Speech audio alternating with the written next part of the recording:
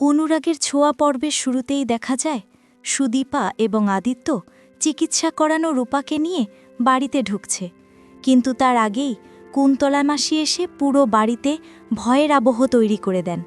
তিনি সবাইকে বোঝান এই বাড়িতে ঝড় তুফান ঢুকতে চলেছে, একজন শীর্ণকায় মানুষ আসবে যার কারণে বাড়ির বিনাশ শুরু হয়ে যাবে।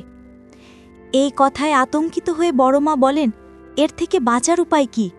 কুন্তলা মাসি বলেন, আছে, সবাইকে একসাথে মিলে এই বিনাশ আটকাতে হবে।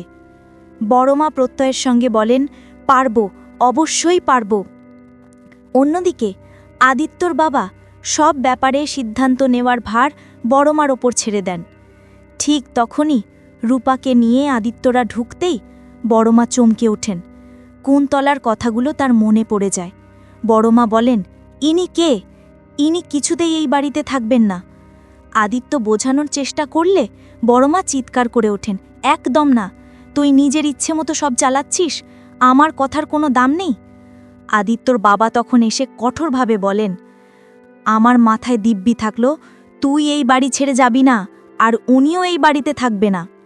সুদীপা তখন হতাশ হয়ে বলে, আমি জানতাম এরকম কিছু একটা হবে, তাই আমি আপনাকে বারণ করেছিলাম।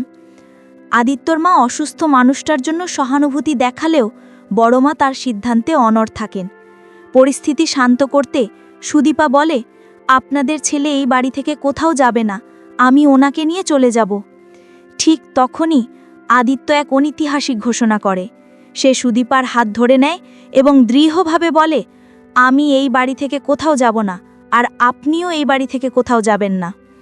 এই সময় অভ্র এসে ঢোকে।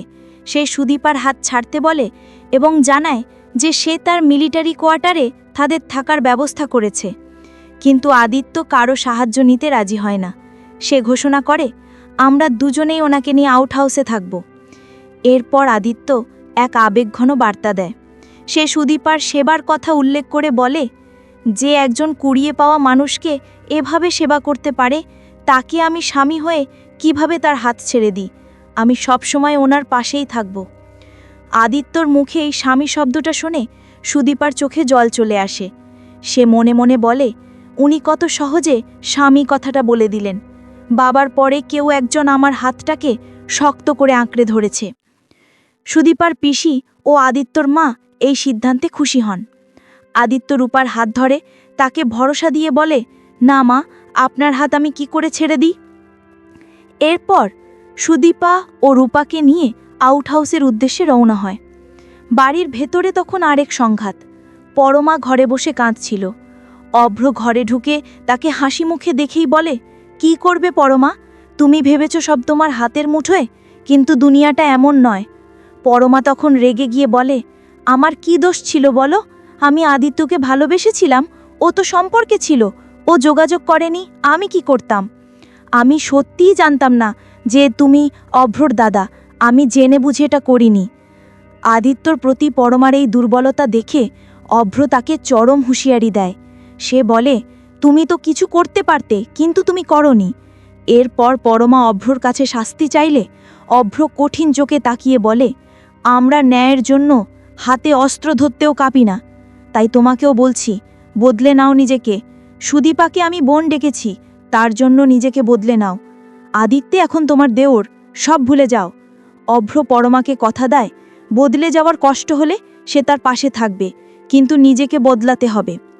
সঞ্চারী আড়াল থেকে সব শুনে মজা পায়। অভ্র চলে গেলে পরমা বিছানায় বসে কাঁদতে থাকে। আদিত্যরা আউট হাউসে পৌঁছে দেখে ঘর নোংরা। সুদীপা আদিত্যকে এভাবে থাকতে বারণ করলে আদিত্য বলে, আপনার প্রতি আমার দায়িত্ব কর্তব্য আছে। সুদীপা তখন গভীর দৃষ্টিতে তাকিয়ে বলে, একদিন দেখবেন এই দায়িত্ব কর্তব্য আপনার পায়ে শিকল হয়ে যাবে, তখন কি করবেন? আদিত্য কোনো উত্তর দেয় না, শুধু ঘর পরিষ্কার করতে থাকে। ঘর পরিষ্কার করার সময় ঘটে যায় কিছু মিষ্টি মুহূর্ত। একবার আদিত্য পা পিছলে পড়তে গেলে সুদীপা তাকে ধরে নেয়। আরেকবার চাদর গোছানোর সময় দুজনে মুখোমুখি হয়ে মাথায় ঠোকা লাগে এবং বেশ অনেকক্ষণ দুজনে দুজনের দিকে তাকিয়ে থাকে। সুদীপার পিসিও এই দৃশ্য দেখে মনে মনে হাসেন।